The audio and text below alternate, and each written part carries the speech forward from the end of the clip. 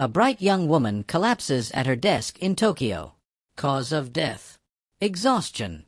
A doctor in New York is found sleeping in his car after working 3 straight shifts. He doesn't wake up. An executive in Seoul ends her life in a hotel, her note reading, "I'm too tired to be human anymore." These stories sound modern. But what if I told you an ancient myth predicted all of this? The collapse, the overreach, the burning out. Tonight, on Chilling Crime Files, we uncover, in Japan, they have a word for it, karoshi, literally death from overwork. One of the most infamous cases was that of Miwa Sato, a 31-year-old journalist who logged 159 hours of overtime in a single month. She died of heart failure. Her body was found alone in her apartment. In China, there's guoleosi, where workers in the tech sector die from exhaustion, often found slumped over their desks. In the United States, they call it burnout. But what is burnout, really? The World Health Organization defines it as a syndrome resulting from chronic workplace stress that has not been successfully managed. But here's the real horror: it's not new. In fact, our obsession with endless work was foretold by a tragic boy in ancient Greece who flew too close to power, burned too brightly, and paid with his life. His name was Phaethon, a son of the sun god Helios, but born mortal. He grew up ridiculed. People didn't believe his divine lineage.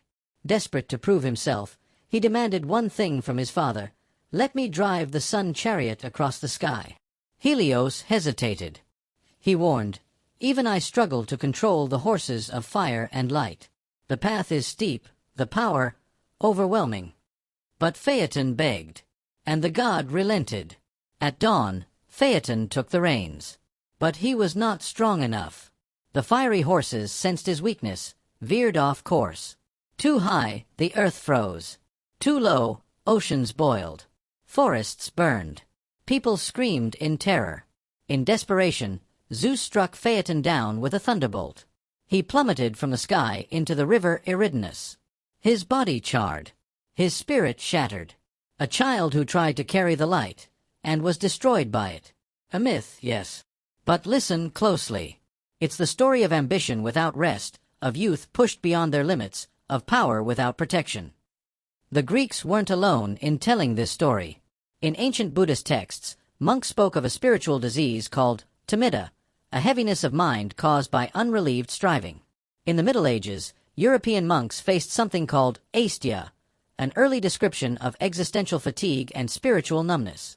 It was considered one of the most dangerous sins, not because it caused violence, but because it made you stop caring. In ancient China, Confucian scholars warned against straining one's spirit until the flame flickers. They understood what modern psychology is only now catching up to, that too much work without meaning leads to collapse. Burnout is not just physical. It's psychological, spiritual, existential. It's what happens when your soul is asked to carry more than your body can bear.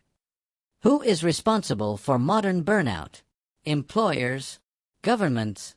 Or us? In Korea, burnout deaths among delivery drivers rose by 400% in just 3 years.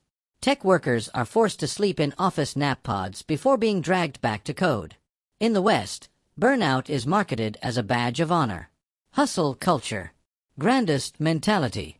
But behind the Instagram stories lies a chilling reality: nervous breakdowns, heart attacks, suicides.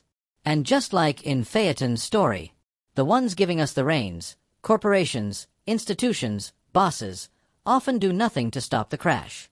They just watch as we fall. Phaeton's myth wasn't just about the sun.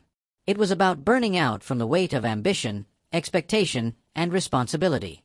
The ancients weren't primitive. They encoded psychological truths into stories. Truths we ignore. At our peril every year, thousands die from overwork. Millions suffer in silence. And yet, we keep pushing. We keep flying. So here's the final question. How close to the sun are you willing to get before you fall too? Thank you for watching Chilling Crime Files. If this episode shook something in you, don't just like, rest. Don't just subscribe, reflect. And remember, the most chilling crimes are the ones we commit against ourselves. Until next time, stay safe.